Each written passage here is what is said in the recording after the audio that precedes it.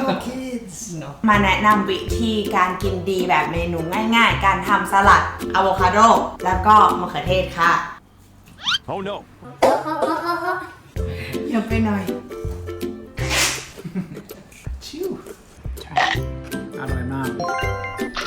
อืมสวัสดีค่ะ สวัสดีครับ สวัสดีครับ ค่ะวันนี้นะคะ ลูกก็ไม่อยู่2 คนคนหนึงไปโรงเรียนอีกคนหนึงไปบ้านคุณยายและอีกคนหนึงหลับอยู่แต่ตอนนี้แววแล้วเดี๋ยวไปหลับกันเองนะคะพิมกับมิลานนะคะก็จะมากินข้าวเที่ยงกันอันนี้เสียงหายนิดนึงก็จะแบบว่าเซ็กซี่นะคะ เรายังอยู่ในมิชชั่นเดิมนะคะคือมิชชั่นการที่จะมี6 แพ็คป้ามี1 แพ็คแล้วแม่ก็มี1 แพ็คครึ่งแล้วตอนนี้นะคะก็ลูกครบอายุ12 อาทิตย์พอดี3 เดือนพอดี3 เดือนพอดีแล้วก็หลับยาวตลอดทั้งคืนแล้วนะคะการหลับดีก็บรรลุผลการกินดีก็บรรลุผลเหมือนกันน้ำหนักพิมพ์นะคะอันนี้ไม่รู้ว่าฟังรู้เรื่องเปล่าเข้าใจไหมป้า เข้าใจ ไม่เข้าใจสักอย่างน้ำหนักพิมพ์ตอนที่คลอดลูกเนี่ยอยู่ที่71 กิโลตอนวันที่คลอดเลยนะตอนนี้แบบมันถึงมายสโตนที่แบบมันลงไปต่ำกว่า60 กิโลแล้ววันนี้ช่างแล้วได้ 59.3 แล้วเสียงหาย โอเคเพราะฉะนั้นเราก็เลยคิดว่าสิ่งที่เรากินมามันน่าจะเวิร์กกันที่เรากินดีนอนดีแล้วก็มูฟดีมันน่าจะเวิร์กใช่ไหมป้า ใช่ โอเค ครับ วันนี้เราก็จะมากินดีแนะนำวิธีการกินดีแบบเมนูง่ายๆ การทำสลัดอะโวคาโดแล้วก็มะเขือเทศค่ะ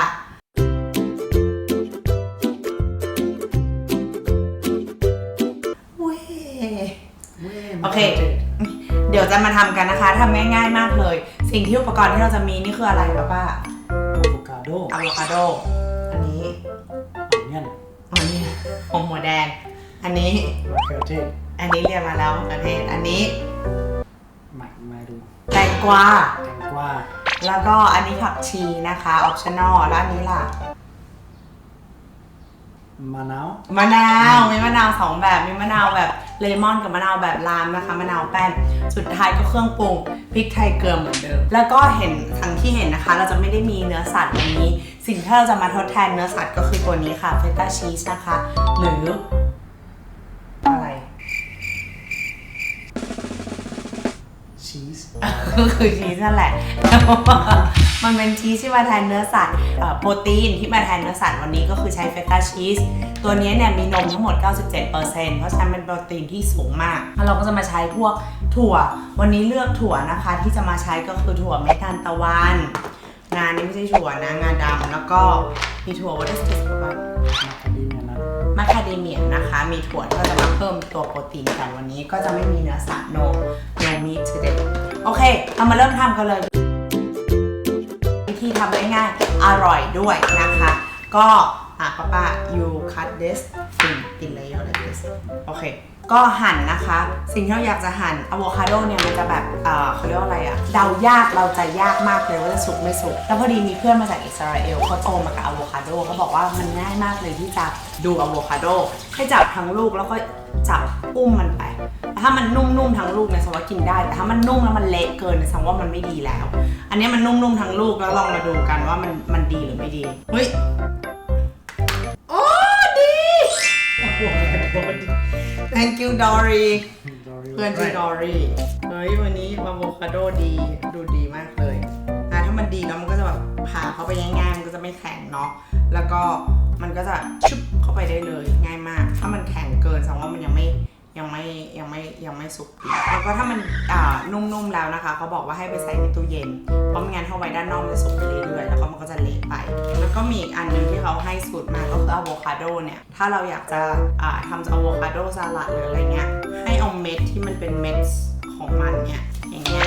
เอาไปใส่อยู่ในสลัดแต่ไม่ได้กินนะเอาไปใส่ไว้แล้วมันจะแบบเหมือนหลอกตัวอะโวคาโดว่าให้ตัวมันยังสดอยู่ไม่เป็นสีดำอย่างเงี้ยแล้วก็ทำแล้วมันก็โอเคเลยวันนี้ลูกไม่อยู่พ่อเลยได้มาช่วยทำแทนนะคะ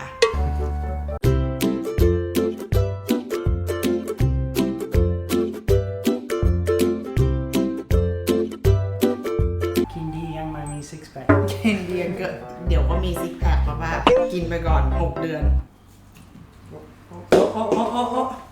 โอ้ เห็นไหมคะว่าที่ลูกมันโป๊ะมันมาจากไหน ไปเลยตั้งใจจะเป็นอย่างนี้พอดีเลยพอมันแรง มันมีเชื้อผมมันมีเชื้อโป๊ะ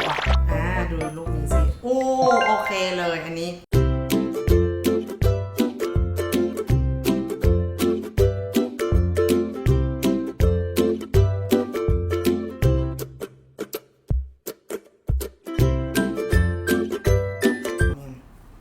มาเราใส่เข้าไปไอ้ลูกมันเนี่ยวันนี้ก็จะมีความแบบลุงลังน้อยหน่อยนะคะเพราะว่าลูกมีไอ้ที่มันเละๆเราก็จะตัดออกไปเนาะอะโวคาโดจะตัดชิ้นให้มันใหญ่นิดนึงนะคะอะโวคาโดถ้ามันเละเกินมันจะแบบครีมมี่มากเลยนะคะ Are you hungry? โอเคสามีหิวอะโวคาโดไม่พอนี่มันแบบจะบ่าย2ยังไม่ได้กินข้าวเลยค่ะวันนี้ได้มะเขือเทศใหญ่นะคะก็ได้มะเขือเทศมาจากที่ตลาดที่เขาขายพวกออร์แกนิกฟู้ดออร์แกนิกมันเลยมีแมงจองอินเสกใบอินไซด์ก็ทำเป็นชิ้นใหญ่เป็นลูกเต่าใหญ่นะคะอันนี้นะคะตัวเลมอนเราจะมีแบบ Final Touch มันนิดนึงโดยใช้สกินหรือว่าใช้ผิวของเลมอนนะคะเดี๋ยวป้าจะเป็นคนขายปกติแล้วเนี่ยป้าจะเป็นคนตัดเตรียมอุปกรณ์ให้เราถ้าเราไม่ทำขนมนะแล้วพิมก็จะเป็นคนแบบว่าเอามาปรุงเพราะเขาว่าปรุงไม่เป็นปรุงแล้วมันไม่อร่อยกินไม่ได้ ใช่ไหมกินไม่ได้ป้า No I said that when you cook it doesn't taste good so you're cutting เกือบกินไม่ได้ทั้งบ้านทอดไข่ไม่อร่อยรสมันแบบว่าเค็มปี ทำอะไรก็ไม่อร่อยเลยสักอย่างใช่ไหมป้า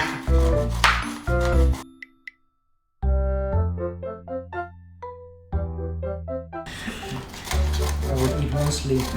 every day. เนี่ย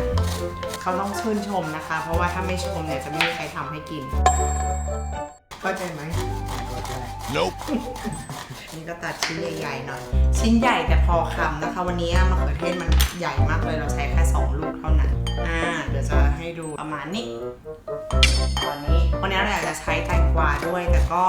อยากให้แตงกวามันกินง่ายๆก็เลยใช้แตงกวาญี่ปุ่นนะคะ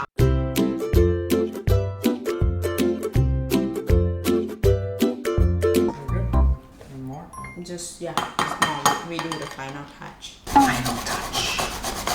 แล้วผักชีนะคะตัดแบบใช้มีดก็ได้หรือว่าใช้กรรไกรก็ได้ชอบใช้กรรไกรมันเร็วดีคือที่ได้ก็ประมาณนี้แล้วนะคะ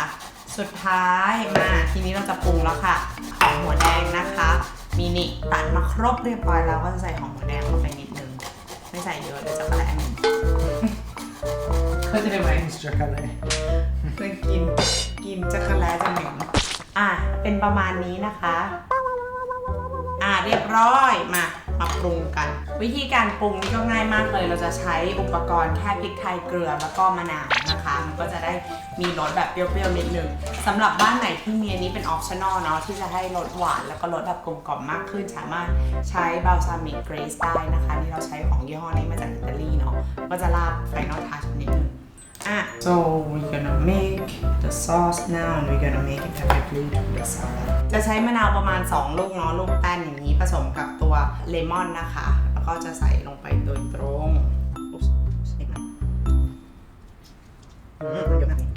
มันจะช่ำไปชิมไปนิดนึงนะเราใช้ประมาณครึ่งลูกแล้วนี่ใช้อีก1ลูกเนาะอันนี้มันลูกเล็กมากเลยจะต้องใช้2ลูกป้าเนี่ยตัดเก่งมากตัดช้ามากเพราะว่าตัดทั้งหมดเนี่ยได้ตัด2อย่าง You cut very well but so slow เยอะไปหน่อยมาแล้วก็พริกไทยเกลือถ้าใส่ไปนี้น่าจะประมาณ1ช้อนชาประมาณนั้นนะคะแต่เป็นใช้วิธีการกัดเอา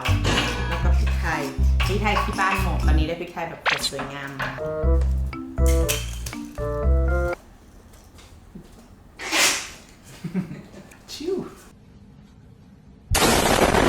อันนี้แล้วแต่บ้านนะบ้านไหนถ้าแบบอยากใส่โอลิฟออยล์ก็ได้แต่ขอเป็น extra virgin นะคะโอลิฟออยล์ก็จะสามารถทำให้สลัดมันมีความออยลี่มากขึ้นแล้วก็กลิ่นหอมมากขึ้น I already did You did earlier เนี่ยนะคะใส่เข้าไปเห็นปะเพื่อให้มันตัวอะโวคาโดมันสดอันนี้เป็นการหลอกเพราะมันยังไม่ได้ออกจากลูกนะจ๊ะขอให้สดอยู่ด้านใน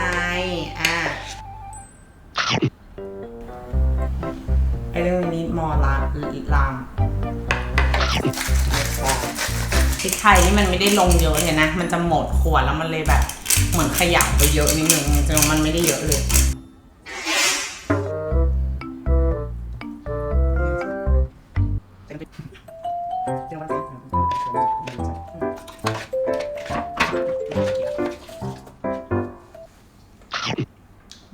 อร่อยอันนี้เฟตตาชีสนะคะมันก็อร่อยดีแล้วมันก็เค็มๆดีด้วยมันก็จะเพิ่มความเค็มให้กับสลัดของเรามาเสิร์ฟกันนะคะวิธีการเสิร์ฟเราก็จะใส่ตัวนี้ต้องแบบตื่นเต้นเข้าไว้ไม่งั้นเดี๋ยวมีคนทำอาหารให้ครับแล้วก็เราก็จะใส่ถั่วเพื่อเพิ่มโปรตีนให้กับทางบ้านเราเพราะวันนี้เราไม่มีโปรตีนแบบเนื้อสัตว์ You can hide this plate แล้วก็สุดท้ายนะคะที่จะทำให้มันดูแบบว่าเลิศหรูอลังการนะคะก็คือการที่ใส่เปลือกมะนาวด้านบนนี่บาลซามิกเกรสนะคะก็จะเพิ่มความแบบพริกแบบหวานๆให้กับตัวสลัดตัวนี้เสร็จเรียบร้อยแล้วค่ะเมนูลันช์วันนี้โอเคเย่ Okay. Yeah.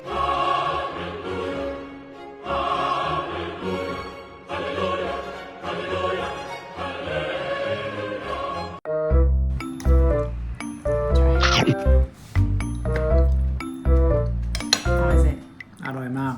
Really? really really good มาลองชิมดูนะคะว่ารสชาติเป็นยังไงที่ทำกันไปเมื่อกี้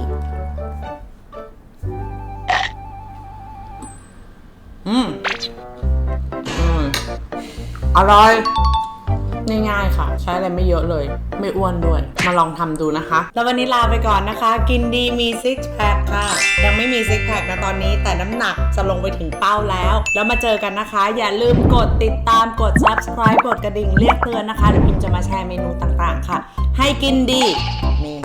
ซิกแพคขอกดติดตามกับกระดิ่งด้วยนะคะ